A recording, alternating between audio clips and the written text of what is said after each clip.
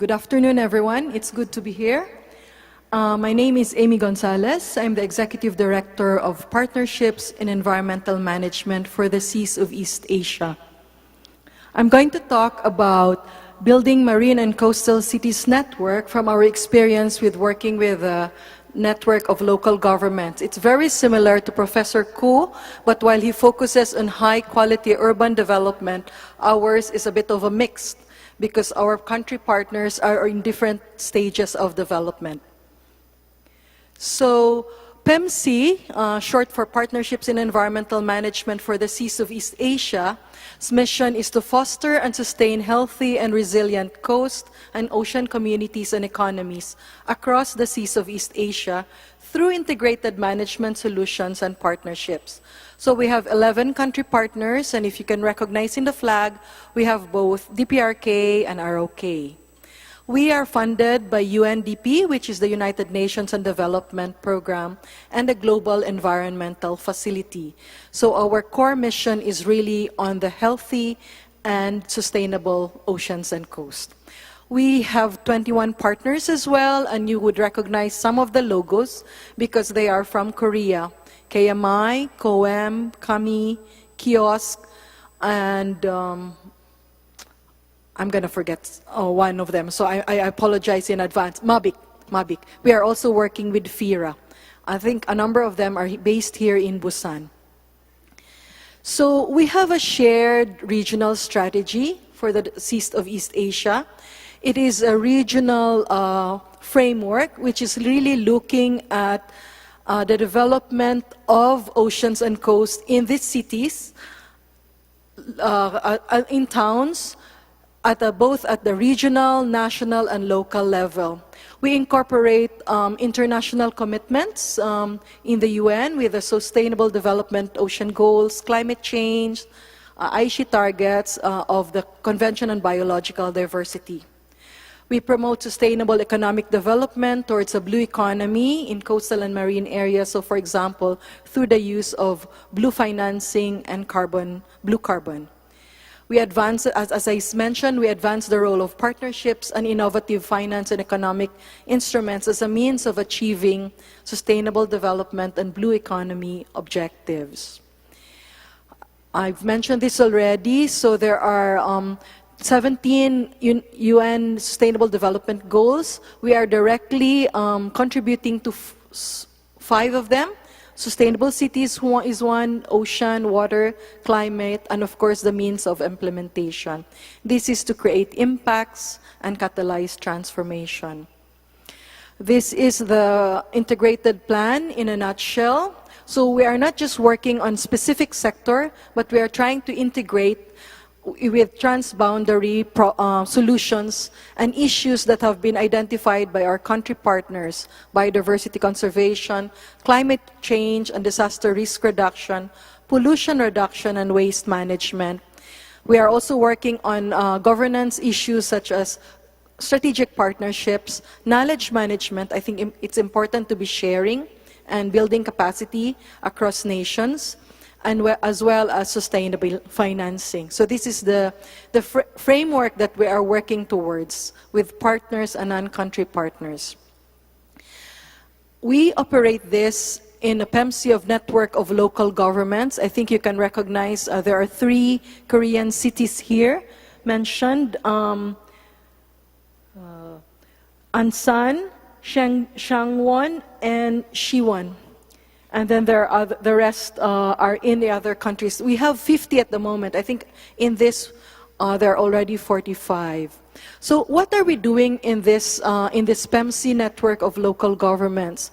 So we are applying an operating modality, which we are looking at specific governance mechanisms, from policy, influencing institutional arrangements, urban planning, looking at legislation, also influencing legislation in terms of integrated coastal management in economic development frameworks, public awareness raising, financing mechanisms, of course, bringing the public-private sector partnership, building capacity, and we are focused on specific areas, for example, as parts of the programs and projects. I will show you later on how we're operationalizing this through specific cities, coastal city initiatives.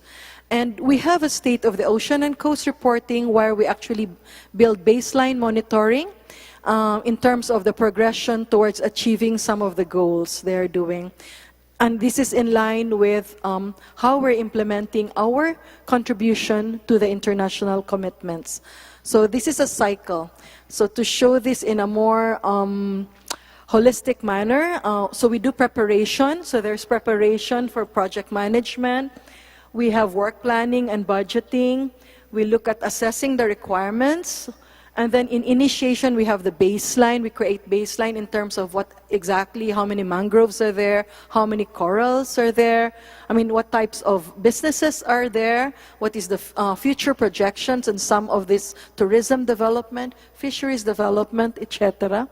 We are developing policy and institutional arrangements, risk assessment, and then we adopt operational and legal mechanisms, we implement, refine and consolidate, and then it goes on. The cycle is iterative. It doesn't stop once you've completed this 6th cycle. So these are some of the tools that we have. The tools, some we create, some we adapt from others. And this is in terms of coastal and hazard risk management, integrated coastal management training, sustainable fisheries, adoption of ecosystem-based management, etc., and so on and so forth. So just to give a practical example of how this is actually working, Xiamen is one of our pilot sites. We've been in Xiamen since 1993. We started as a pollution project in Xiamen, and then we expanded to look at other areas to have an integrated management approach, because we saw that if you deal with just pollution, looking at solid waste management, you'll have to also look at wastewater treatment, water quality, employment opportunities of solid waste management, etc. So we had 3 cycles of ICM implementation in Xiamen. When we were working with them, the Mayor Pan had a vision, and he said, I want public health to be at the core of economic development, given the pollution that was taking, the air and water quality that was at that time was already bad. So we helped develop effective nutrient reduction programs, habitat restoration, and improve shorefront management. So from before, you had all sorts of activities going down the shore. Now we have like clear, some coastlines are really this blue already. Now, Xiamen's experience through the years have been used to build as basis for national legislation requiring coastal sea use management for the entire China coastline. Yeah. That's the law. That's the principle. Of course, the implementation is still ongoing because it depends also on who is actually managing the province or the cities in each, right? But we've been asked, how do you quantify what you have done in Xiamen, or how you help Xiamen? I'm not saying that we're the only players, but we actually help develop the institutionalization of the integrated coastal management. And there was a paper that said that for $1 that was invested to develop integrated coastal management, the return has been 7-fold. So this is quite reassuring. And we have been using this as a working model on ICM implementation. Of course, this sets a high bar compared to the rest of the cities, especially in ASEAN countries. So I'm going to give you another example, which will be closer to some of the developments in other parts of Asia or even in other parts of Latin America. Da Nang, Vietnam. So Da Nang is the key economic growth center of central Vietnam. There's a rapidly growing transportation, services, and tourism hub. It's an attractive destination for foreign direct investment. And of course, you know, with economic growth, there's rapid increasing population with urbanization also. So the major environmental and governance issues that they're facing is multiple use conflict. I think this is a common theme, even with the high urban development that Professor Ko explained before, you know, the conflicting land use. And then there's land and sea-based pollution, exposure to natural hazards, habitat degradation, overexploitation of resources, and then limited capacity for integrated planning and management of the coastal and marine areas, especially at the local level.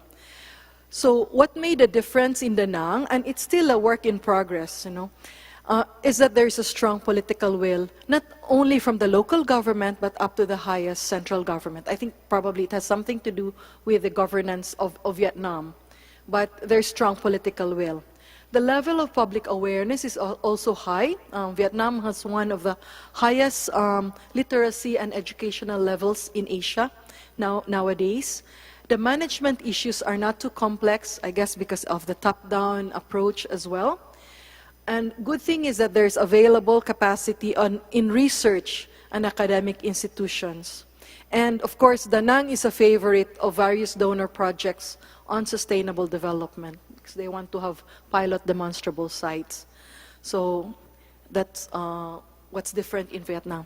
Bringing it to a smaller scale city, Sihanoukville, Cambodia. I don't know how many of you know Sihanoukville. It's becoming a favorite coastal destination, and it's attracting a number of tourists. But at the same time, they've had problems. They don't have ordinances, lack of tourist facilities, lack of waste disposal system, and then, but meanwhile, tourists are coming.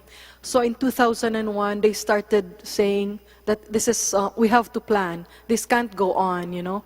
We have to do something to be able to actually, you know, secure food for our people, and then also make sure that the water quality is maintained or at least minimized in terms of pollution.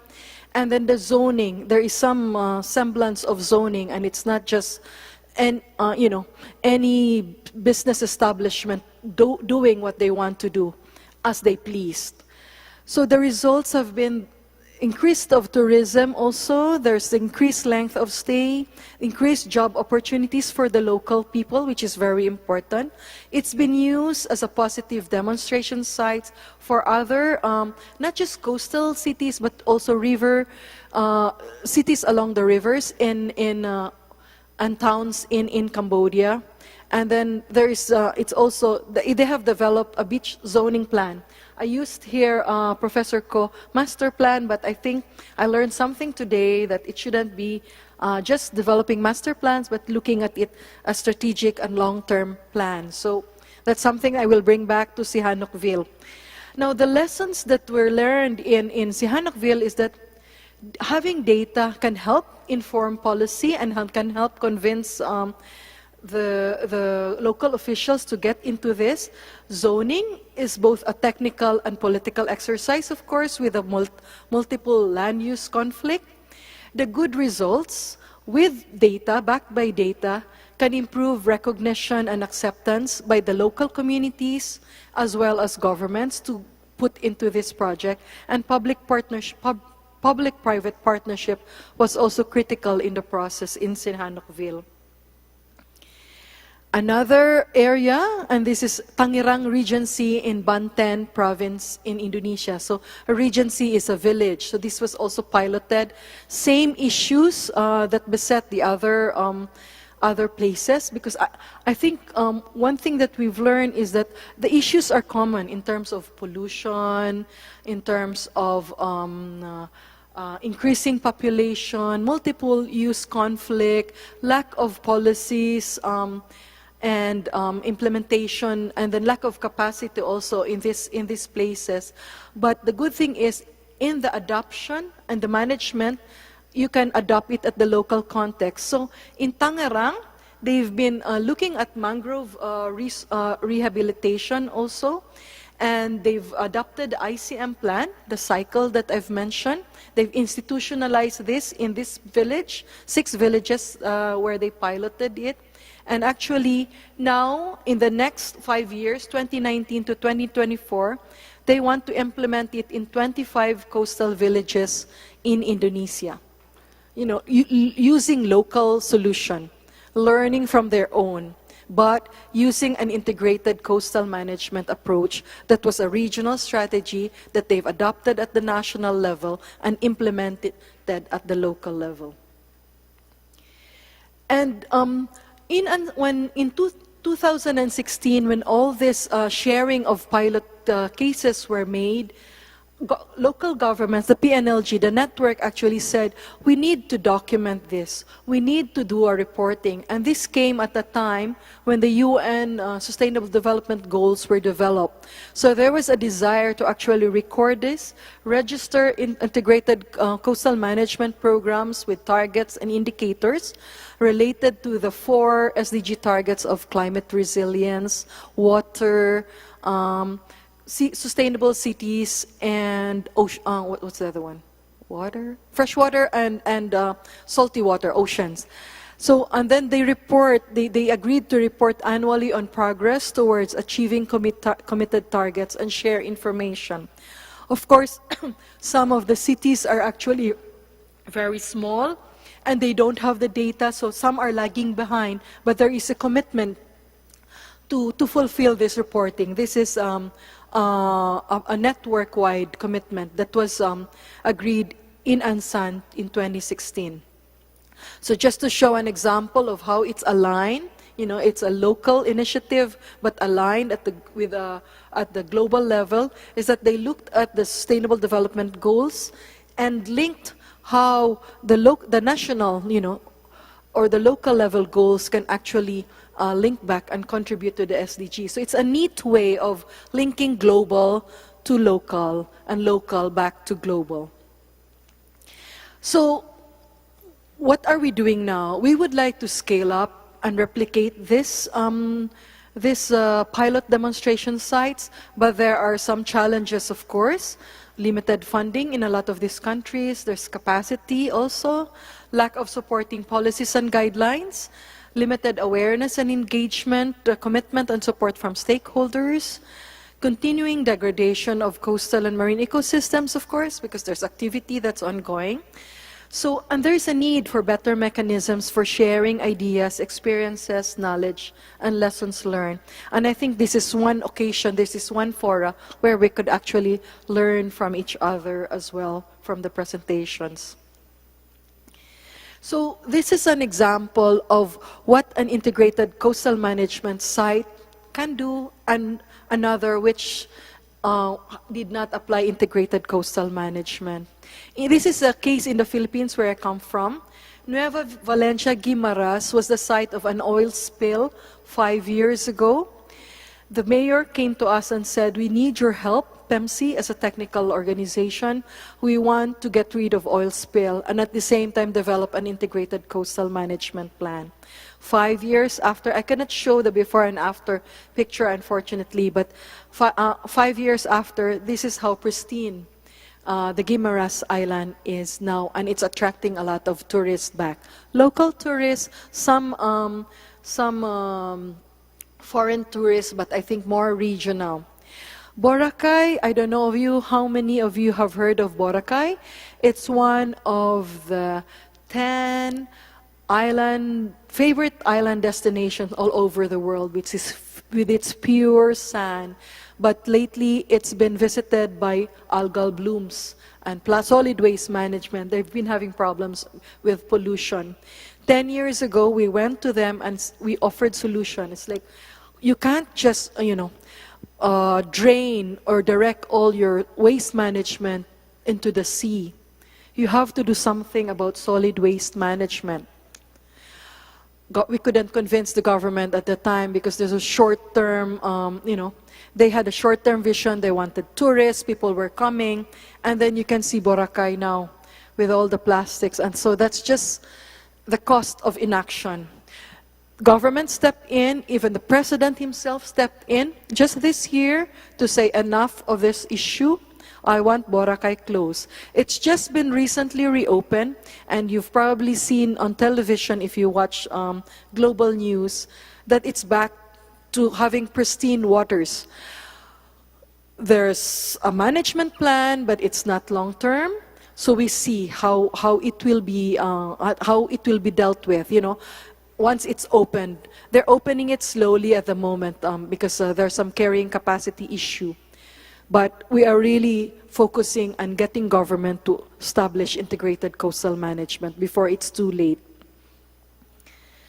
So what are our reflections, you know, in helping build smart coastal cities in the future? Not only in the future, but now. And I think a lot of this has been mentioned by Professor Ko as well.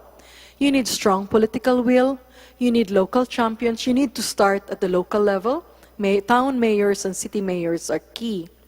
You need integrated management solutions and tools. You cannot just be talking about developing ecotourism, responsible tourism, without having a holistic plan. You know, you don't even know what your baseline carrying capacity is. You don't know how many fishermen you have. You don't even know how many boats you have. You know, you haven't counted your boats. You haven't counted your fish. You haven't counted your corals. So you need those. And you also need to monitor water quality, look at wastewater treatment facilities, etc. So we need an integrated management solutions and tools. It has to be an iterative process, and I'm glad Professor Ko also mentioned there's a short-term, medium-term, long-term solution, and this is flexible. And more importantly, this has to be inclusive. You have to talk to coastal communities, you have to talk to urban planners, you have to talk to environmental managers, the politicians, and what I've learned from Professor Ko, real estate developers as well. Business community is important. And so this is where you develop partnerships, public and private partnerships. Sharing best practices, learning from lessons can also help in scaling up and replicating, because the price of inaction is actually far greater than applying integrated solutions, as what I've seen with the comparison with those two cities in the Philippines. So Busan, the challenge for Busan is to become a member of the PEMSEA network of local government. I think you have an ordinance and you want to become a marine capital, and actually there's an ordinance proclaiming Busan as dynamic marine capital, dynamic city. We would like to have Busan as part of the PEMSEA network of local government. I came late. I think the mayor was here during the first day. I would have wanted to talk to him about becoming a member. I think we can learn lessons from each other. There's a lot that Busan can share with other cities, particularly in the East Asian region. All the lessons that we have on integrated coastal management is going to be in one book called Local Contributions to Global Sustainable Development. There are 47 case studies. It will be available soon, but you can order from me if you want. It's a series of case studies written by local leaders, managers and practitioners, natural and social scientists, academicians, private sector, and partners, and also from non-governmental organizations. It talks about good practices and lessons learned to support the replication and scaling up of integrated coastal management in the region. And it's an operating modality that other regions of the world, Africa, Latin America, can probably consider adopting and applying. Last year, we were invited in Brussels to talk to the European Commission to compare integrated coastal management with their Marine Action Plan and Marine Spatial Planning. So it was an honor to share some of the lessons learned. And actually, even in Europe, there are some of these places which would actually still need to develop integrated coastal management plans. And another Congress is coming up, East Asian Seas Congress, end of November, 27 to 29. So if you can come, it will be good. It's to celebrate 25 years of Partnership for Healthy Ocean, people and economies. And we will be sharing not only lessons from integrated coastal management, but also on sustainable fisheries, urban planning, and building climate and smart resilient cities. So it's a big forum.